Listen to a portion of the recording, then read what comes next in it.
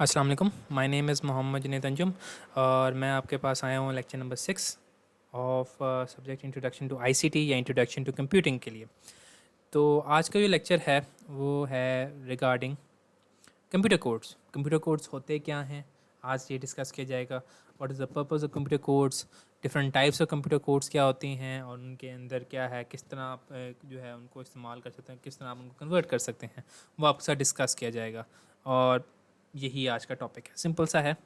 तो फर्स्ट चीज़ आपसे डिस्कस की जा रही है कि डाटा टाइप्स क्या होते हैं। तो आपके पास, मैं लास्ट लेक्चर से आपको आइडिया हो गया होगा कि न्यूमेरिक डाटा जो होता है उनके पास सिर्फ नंबर्स जो होते हैं वो 0 to 9 होते हैं, ठीक है। और आपके पास कुछ अल्फ़ाबेटिक डाटा होता है जिसके अंदर आपके पास कैरेक्टर्स जो होते हैं, लेटर्स होते हैं सिर्फ A to Z तक, in both upper case and lower case and blank character, ठीक है। मतलब A to Z in capital letters, then A to Z in small lower case letters, और इसमें जो ब्लैंक करेक्टर्स होते हैं वो भी शामिल होते हैं। तो यहाँ पर आपके पास एक टर्मिनोलॉजी निकलती है अल्फ़ा न्यूमेरिक डाटा, जिसके अंदर आपके पास स्ट्रिंग ऑफ सिंबल्स होते हैं, जिसमें आपका एक सिंबल जो होता है वो रिप्रेजेंट किया जा सकता है बाय नंबर 0 to 9 और लेटर A to Z इन इधर अपर केस और लोअर केस, या आपके पास special characters such as plus minus asterisk slash brackets is equal to etcetera, इस तरह की चीज़ें। एक सेकंड होल्ड करें प्लीज़। इसके बाद आपके पास टर्मिनोलॉजीज आती है बिट, बाइट एंड वर्ड्स। तो बिट होता क्या है? तो बेसिकली कंप्यूटर्स जो होते हैं वो जो है डाटा जो है को जो उनके पास डाटा आता है फॉर एग्जीक्यूशन या इस तरह की चीज़, तो it is represented through a group of bits. Bits जो है आपके पास 1001 इस तरह की चीज़ें, 1 और 0 जो हैं, these are your bits, 1 and 0, these are 2 bits. तो आपके पास बाइनरी डिजिट्स, तो यहाँ पर वो लास्ट टाइम आपके साथ लेक्चर में डिस्कस हुआ था बाइनरी नंबर सिस्टम, तो यहाँ से वो निकला है। तो आपके पास बाइनरी कोडिंग से मुराद जो कंप्यूटर जो आपका अंडरस्टैंडिंग कर सकता है, वो आपके पास डाटा को वो in the form of bits करता है, 1 and 0।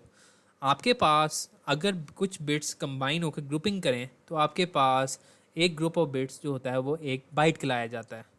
बाय स्टैंडर्ड आजकल की कोडिंग स्कीम से मतलब आजकल जो कंप्यूटर जो अंडरस्टैंड करता है ग्रुपिंग को, वो ये है कि अगर आपके पास 8 बिट्स कंबाइन करके एक सिंबल को प्रेजेंट करें, एक डाटा के अंदर एक सिंबल को प्रेजेंट करता है, तो उस 8 बिट्स को एक बाइट कहा जाता है, ठीक है। तो यहाँ पर यही कह लें कि बाद यहाँ लिखा हुआ है the term byte is often use to mean a group of 8 bits. अगर आपके पास 8 बिट्स एक ग्रुप होकर ज्वाइन करें तो it is called a byte, ठीक है।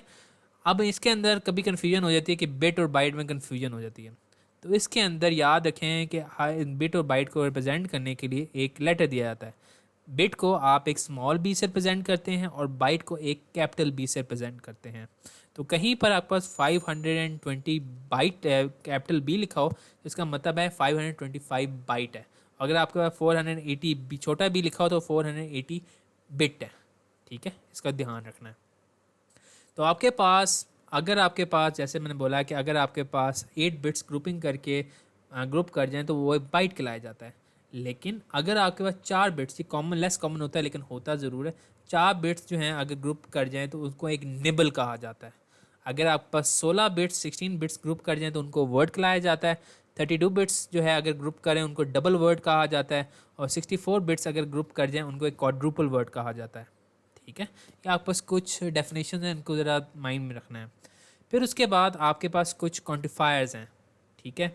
आपके पास जो लोएस्ट वैल जो होता है रिप्रेजेंटेशन बिट की, वो आपको बिट कराया जाता है। Then you have a byte, और उसके बाद you have a kilo byte. Kilo जो होता है यहाँ पर लिखा हुआ है, किलो को आप प्रेजेंट करते हैं कैपिटल के से। और इसके अंदर जो आपके पास होता है 2 रेज़ टू पावर 10 होते हैं, मतलब 2 रेज़ टू पावर 10 बिट्स होते हैं। फिर मेगा आता है, मेगा जो आपका कैपिटल एम से रिप्रेजेंट करता है, 2 रेज़ टू पावर 20 आपके पास बिट्स होते हैं। गीगा आता है तो 1 G से कैपिटल जी से प्रेजेंट करे तो 2 रेज़ टू पावर 30। टेरा आता है फिर उसको कैपिटल टी से 2 रेज़ टू पावर 40। और फिर पैटा आता है पी जो होता है कैपिटल पी से, जिसके अंदर 2 रेज़ टू पावर 50 बिट्स होते हैं, ठीक है। ग्रुपिंग होती है। उसके बाद अब यहाँ पर अब मेन चीज़ जो आज का टॉपिक है वो आपके पास कंप्यूटर कोड है। तो बेसिकली आपके पास जो कंप्यूटर होता है, वो जो भी उसके पास डाटा आता है फॉर प्रोसेसिंग एंड सच, तो उनको अंडरस्टैंड के लिए वो कुछ एक स्पेसिफिक किस्म का कोड यूज़ करता है। तो यहाँ पर यही लिखा हुआ है, computer codes are use for internal representation of data in computer. जो डाटा उसको रिसीव होता है या वो सेव हुआ होता है या उसके अंदर से गुजर रहा होता है, it is represented by internally represented in through computer codes, ठीक है। अब आपके पास इतना ज़्यादा डाटा, उसको बाइनरी में कन्वर्ट करें, कंप्यूटर जो है ना उसने अंडरस्टैंड करना है, उसके भी एक माइंड सेट होना चाहिए, वो पागल ना हो जाए कि उससे इतना ज़्यादा डाटा आ जाए। It has to keep a set mind, तो उसके लिए अंदर आपके पास कंप्यूटर कोड का कॉन्सेप्ट आता है। तो यहाँ पर यही लिखा हुआ है, इस computer use binary numbers for internal data representation.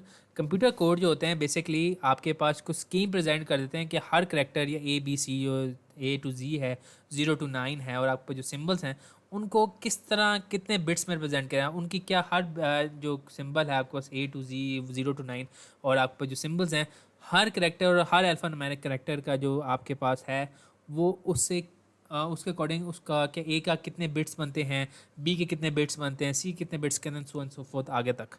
तो आपके पास मल्टीपल कंप्यूटर कोड्स इस्तेमाल हुए हैं over the course of time. आपके पास पहला है BCD, फिर उसके बाद आपके पास EBCDIC है, फिर आपके पास ASCII है, फिर आके आखिर में आपके पास यूनिकोड है। तो हम आगे चलते हैं पहले BCD पर। तो BCD जो होता है वो सिर्फ बनता है बाइनरी कोडेड डेसिमल। वो आपके पास एक अर्ली स्कीम थी कंप्यूटर कोड्स की, जिसके अंदर वो कहते थे कि एक सिंबल को प्रेजेंट करने के लिए 6 बिट्स इस्तेमाल की जाएँ। तो it can represent 64 different characters to raise power 6। तो 64 डिफरेंट करेक्टर्स को रिप्रेजेंट कर सकता था इनकी बाइनरी कोड डेसिमल। तो ये उनके पास कंप्यूटर कोड था, मतलब आप देखेंगे A to Z तक उनके अगेंस्ट जो है आपके पास डिफरेंट रिप्रेजेंटेशन थी। यहाँ पर आप देख रहे हैं लिखा हुआ है 6 बिट्स 6। तो यहाँ पर आपके पास ये जोन और डिजिट, इनको अगर आप कंबाइन करें बिट्स को, तो आपके पास बनता है 1 2 3 4 5 6, 4 to 2 ये आपके पास 6 डिजिट्स हैं। तो ए की जो होगी वैल्यू होगी 110001 है, बी की होगी 110010 एंड सो फोन आखिर 10 तक। सिमिलरली 1 से लेकर जो 9 और 0 भी है, तो इसके अंदर आप 1 की होगी 000001, और उसके अकॉर्डिंगली बाकी सारा कुछ है। तो अगर आपके ये कंप्यूटर जब पुराने ज़माने में इस्तेमाल होता था, उसको मिलता है कि बेस वर्ड आता है, उसको कहा जाता है कि इसको कन्वर्ट करो बाइनरी में। तो पहले चेक करेगा 20 क्या हो गया ये बी जो है उसकी क्या है। तो बी का है 110010, तो आप देखेंगे 110010। ए का आपके पास क्या बनता है 110001, तो यहाँ पर 110001। तो ये आपके पास सिमिलरली एस का भी बने, ई का बनेगा। जब आपके पास बन जाएगा तो आपके पास इनको जो है अलग-अलग जो है संभाल के रख लेगा। ये बी का अलहदा, ए का अलहदा, एस का अलहदा, ई का अलहदा, इनको अगर वो कन्वर्ट करेगा बाइनरी टू अगर इंग्लिश जो है, वो आपके पास वर्ड बनता है बेस। सिमिलरली आपके पास एक और कोड है computer code EBCDIC, extended binary coded decimal interchange code. इसके अंदर जो था आपके पास BCD में 6 डिजिट्स बिट्स होते थे, इसके अंदर आपके पास 8 बिट्स हैं एक सिंबल को रिप्रेजेंट करने के, जिसकी बेसिस पर इसके अंदर जो है 256 डिफरेंट कैरेक्टर्स को रिप्रेजेंट कर सकता है 2⁻8।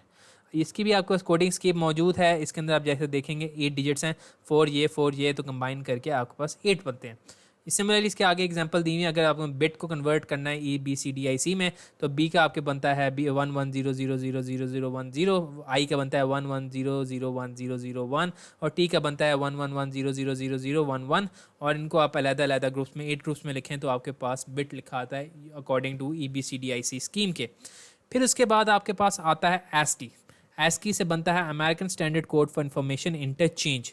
इसके आपके पास 2 टाइप्स होती हैं, ठीक है, ASCII 7 और ASCII 8। ASCII यहाँ पर ASCII है, आई जो है इसको इस तरह प्रोनाउंस इस तरह ASCII किया जाता है।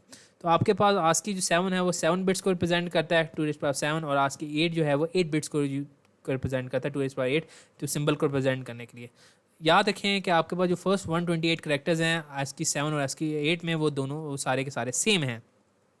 तो ये आपके पास कोडेड स्कीम है, इसको आपको एक्सटेंडेड आपको मिल जाएगी इंटरनेट के ऊपर अगर आपने देखना चाहें।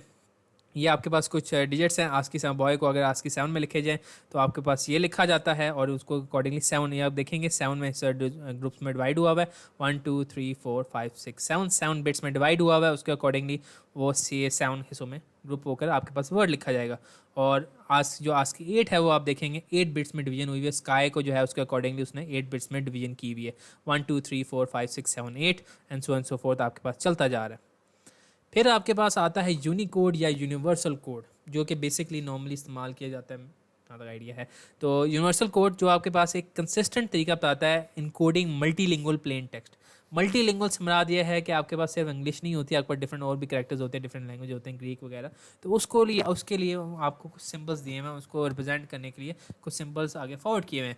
तो बेसिकली डिफाइंस करता है यूनिकोड या आपको यूनिवर्सल कोड जो है डिफाइन करता है करेक्टर जो कि हर मेजर लैंग्वेज के लिए यूज़ होता है। उसके अंदर जो है स्पेशल करेक्टर डिफाइन करता है, मैथमेटिकल सिंबल्स डिफाइन करता है, टेक्निकल सिंबल्स और डायक्रिटीज़ को डिफाइन करता है। तो बेसिकली अगर देखा जाए, it has the capacity to encode as many as million characters. Million characters को इनकोड करने में मदद देता है। हर करेक्टर को एक यूनिक न्यूमेरिक वैल्यू और एक नेम असाइन करता है, और इसके अंदर कुछ ऐसा भी है कि कुछ कोड स्पेस रिजर्व करता है फॉर प्राइवेट यूज़। ठीक है, इसके अंदर आपके पास सिंप्लिसिटी और कंसिस्टेंसी आती है फॉर ASCII के अंदर, वो इम्प्लीमेंट करता है अपने अंदर। और इसके अंदर आपके पास कोशिश करता है कि आपके पास जो ASCII के कॉरस्पॉन्डिंग करेक्टर्स हैं उनका कोड उसके साथ मैच करें।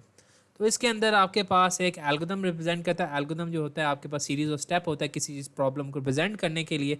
उसकी डेफिनेशन ये है, specifies an algorithm for presentation of text in by directional order. ठीक है, बिहेवियर के अंदर। उसके बाद आपके पास इसकी कुछ फॉर्मेट है, UTF-8, UTF-16, UTF-32 वेरिएंट्स हैं इसके। अगर आपने इसके बारे में ज़्यादा पढ़ना है तो आपके पास ये वेबसाइट दी हुई है, वेब पेज दिया हुआ है, HTTPS आपके पास unicode-table.com/en। तो वहाँ से आप फर्दर इसके बारे में डिटेल में पढ़ सकते हैं। तो यह आज का आपके पास लेक्चर था। Thank you for attending. अगर कोई इश्यूज़ हुए अपने क्लास टीचर से पूछ सकते हैं। थैंक यू एंड खुदा हाफिज़।